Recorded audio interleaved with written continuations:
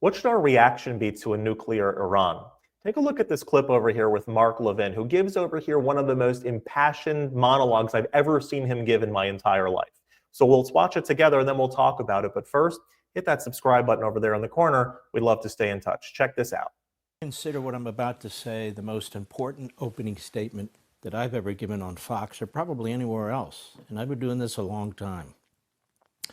And there's no question there will be a cabal out there for which what I say will be viewed as terrible.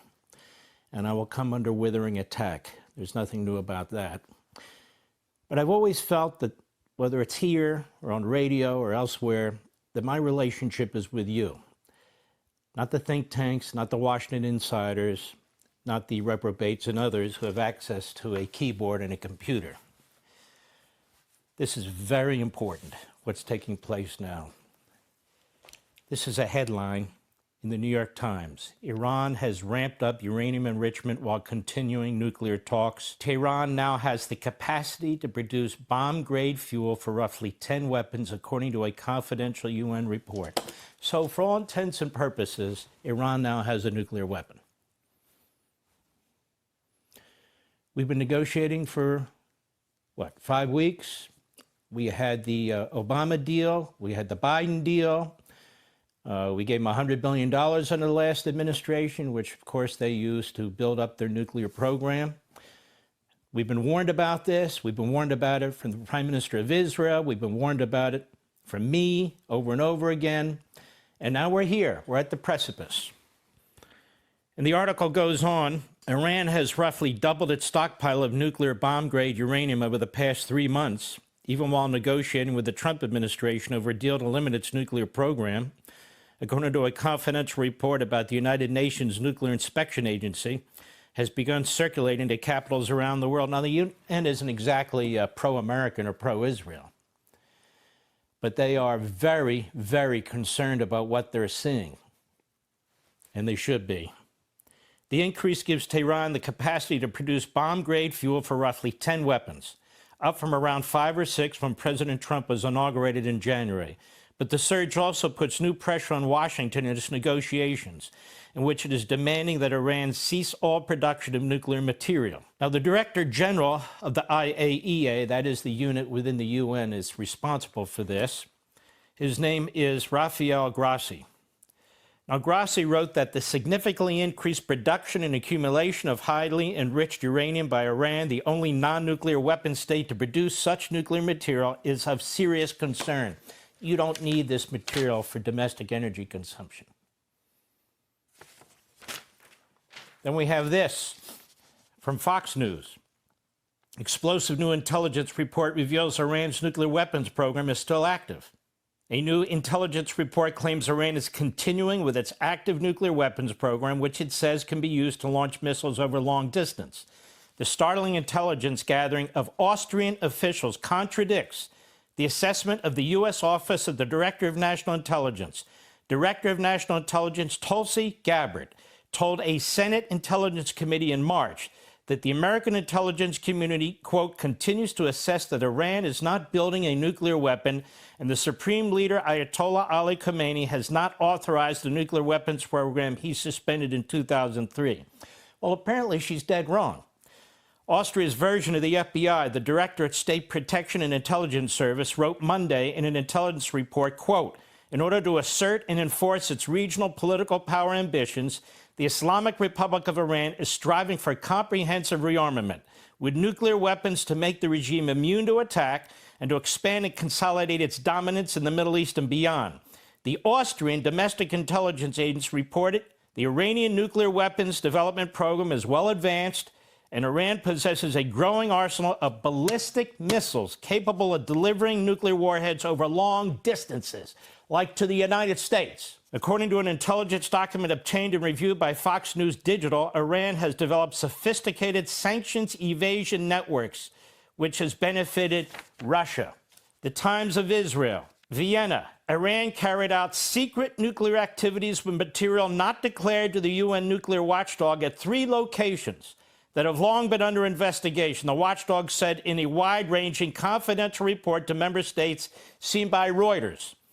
The findings in the Comprehensive International Atomic Energy Agency report requested by the agency's 35-nation Board of Governors in November paved the way for a push by the United States, Britain, France, and Germany for the board to declare Iran in violation of non-proliferation obligations. I don't really think Iran cares if we make declarations, do you?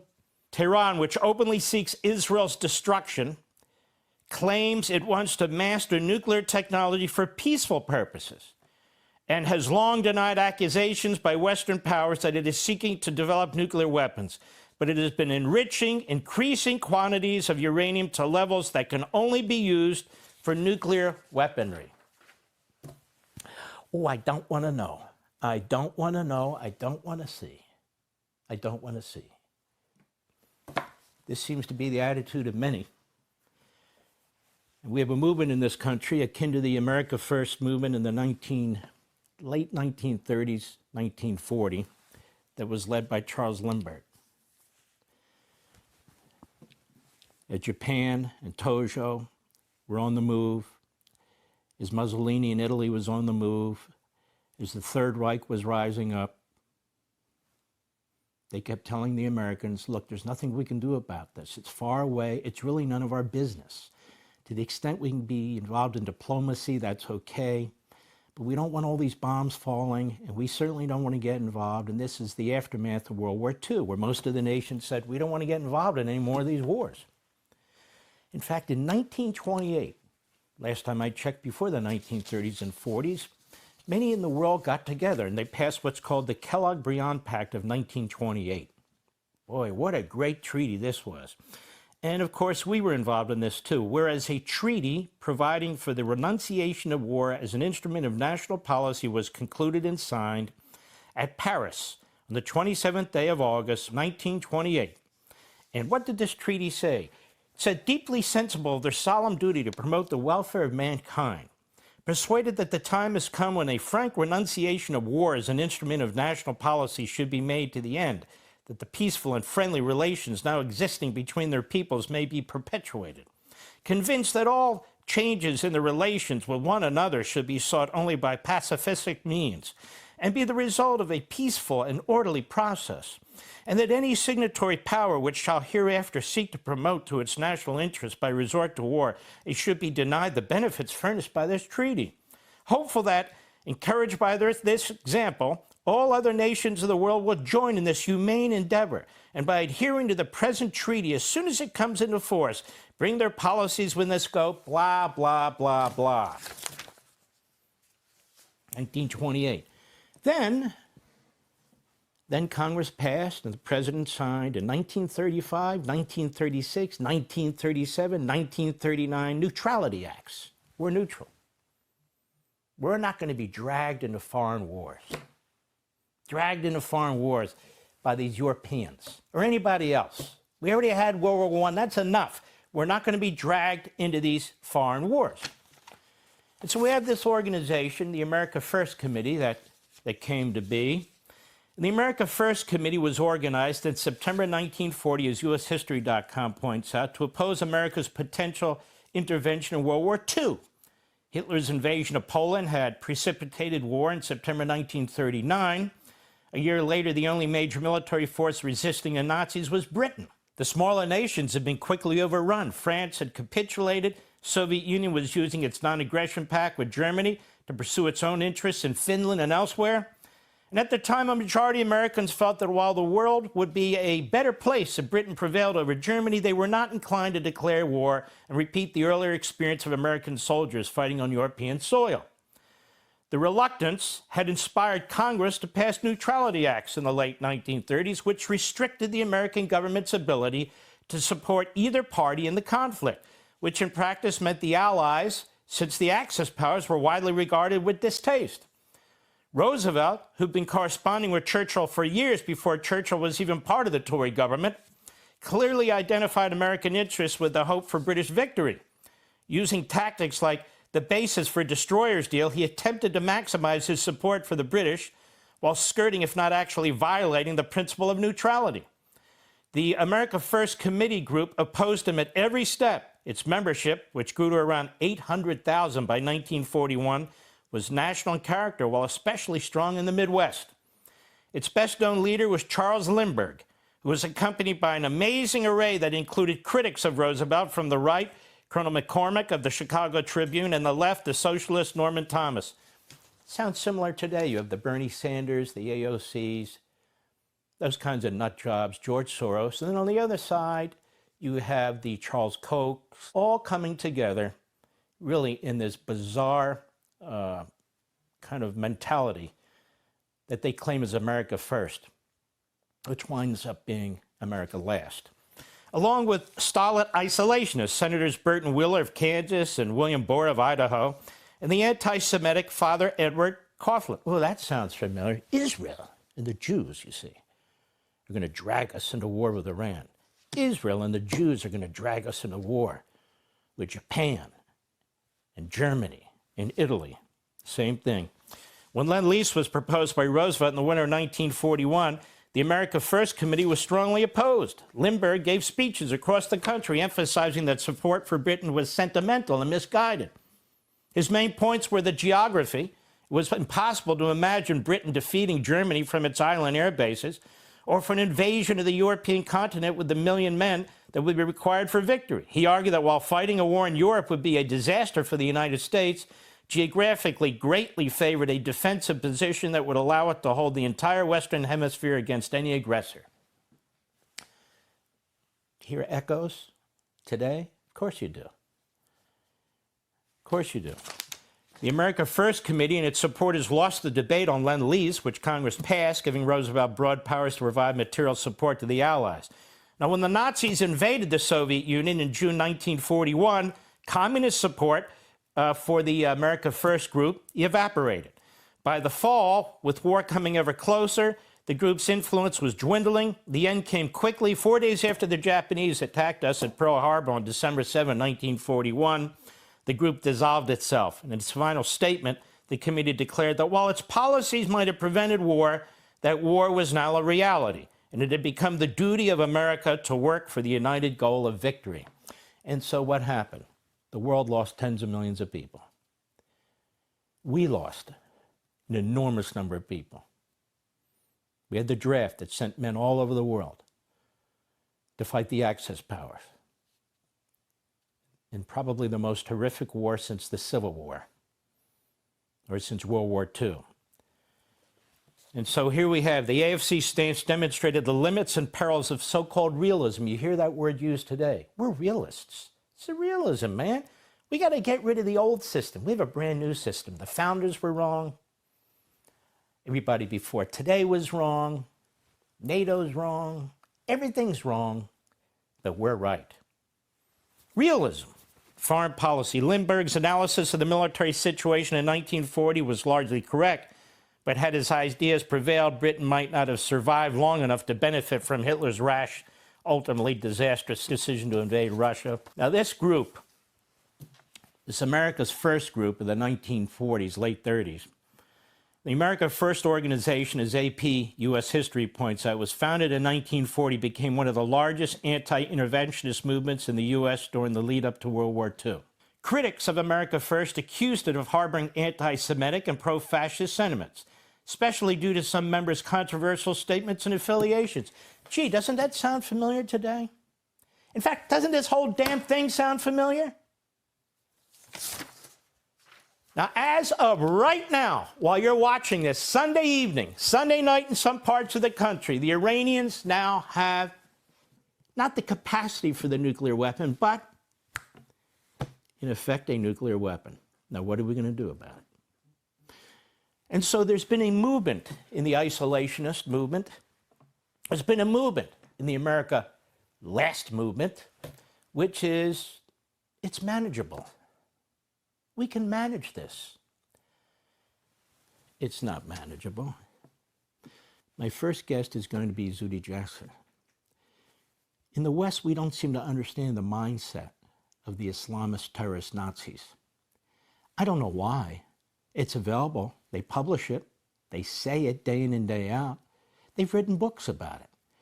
I don't know why the media in America doesn't dig into those books and explain what we're up against.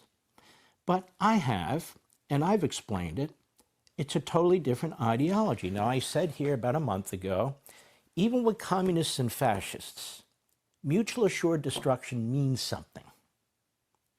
But with Islamist Nazi terrorists, it means nothing.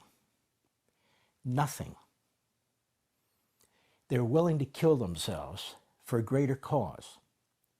And in fact, as long as the West exists, whether it's the Jews in Israel, or the Christians in the Middle East, or the entire West, Christian majority, America or Europe, as long as we exist, and that includes Muslims who don't buy in to the terrorist ideology, as long as they exist, well, then they can never go to heaven. They can never achieve what God wants them to achieve. And so they're not going to stop. They're not going to allow a piece of paper to stop them. And they are suicidal. It is a death cult. Mutual assured destruction doesn't work. This would be the first regime, a terrorist, Islamist, fundamentalist regime with a nuclear weapon. Now, is this what we want to see on our watch? Meaning our generation? Do we really care what the reprobates and the little cabal say from the Quincy Institute, founded by Soros and Koch and other extremists? Do we really care what they have to say? Or are we going to use our own brains? Look at history. History, we don't even have to go past 9/11 and see what took place. Listen to what they say. Read what they say. We want to avoid war. We want to avoid casualties. We want to avoid dropping bombs, but they don't. They don't. Neither do their communist Chinese supporters who are building up a military to destroy us. Neither does the inbred in North Korea, whose father signed agreement after agreement after agreement, just like the Islamic Nazis in Tehran have, saying they swear off nuclear weapons. We just need energy here. That's all. We gave them money too, just like we gave the Iranians. We signed documents with them too, so forth and so. What the hell is it going to take to realize what we're up against here? This country should be united in its own defense. Nobody's dragging us into anything. It's not the Jews, it's not Israel again. No. Long-range, intercontinental, ballistic missiles with nuclear warheads are for you and me and your children and your grandchildren. That's what it is. And if they get them, they will use them in due course, if not sooner. They will change the entire Middle East. And you'll say, who cares? Yeah, who cares? Who cares about that? Who cares about Europe? Who cares about anything, right? Wrong. One day we'll turn around and we don't have any allies. And the enemy will be lined up. You know, they're in our hemisphere. They're in Central and South America. Oh, yes, they are. They're in the Arctic Circle, which is why the president talks about Greenland. They have a West Africa base to the communist Chinese now. They have a base in the Solomon Islands now. What do you think they're doing? You think they're going fishing? The good news is Donald Trump is not one of these people. He's not an isolationist. He's bombed Yemen. He's taken out Soleimani and Baghdadi. He does what he needs to do. But this is a force that continues to try and pressure him, pressure congressional Republicans, pressure people like me to keep our mouths shut. Never. Never. Never. Mark Levin in general is a very impassioned speaker. He speaks with a lot of emotion and a lot of energy, but this is the most impassioned monologue I think I've ever heard from him. He's really sounding the alarm loud and clear about the very real threat of a war with Iran. And if you're listening closely, he isn't just talking about a foreign policy idea. He's talking about a test of moral clarity. It's a test whether America still has the backbone to confront evil before it knocks at its door. Iran also isn't just a regional threat. They regularly chant death to America. They mean it. And they're building alliances with Russia, with China, with North Korea. We ignore this at our own peril. Also, this idea that Israel is going to drag the United States into war, that the Jews are going to drag the United States into war. President Trump was asked a few weeks ago by a reporter about if he thought that Bibi Netanyahu was going to drag him into war with Iran. And he said no, he wasn't concerned about that. And he said that if they don't get the negotiation that they want, he's not going to be dragged into war. He's going to very willingly go into war in order to stop the greater destruction that would come. Mark Levin over here is absolutely right as well. The Islamic Republic of Iran isn't just Israel's problem. It's not just a Middle East problem. It's our problem. From a Judeo-Christian perspective, from a Judeo-Christian worldview, we also cannot afford to turn a blind eye when evil regimes prepare for war against freedom and decency. And to my friends in the America First camp, I get it. You're tired of war, this whole endless war. So am I. I think a lot of people are. I think we're all still traumatized from the Iraq War, where we went in, we heard weapons of mass destruction and all of these things, and it turned out to be a big nothing burger. But I think there's a difference between foolish entanglements in enmeshing ourselves in areas where we don't belong and moral abdication. And so wanting to put America first doesn't mean pretending that the rest of the world doesn't exist or that the threats that are abroad can't come home. 9/11 taught us differently. Pearl Harbor taught us differently. Evil doesn't respect borders. Iran is not Nicaragua. Iran is not Panama. Iran is building nukes and exporting terrorism and testing the West every single day. And so if we retreat now, if we don't get peace, we get war on their terms at a time of their choosing. America was never meant to be a bunker. It was meant to be a beacon.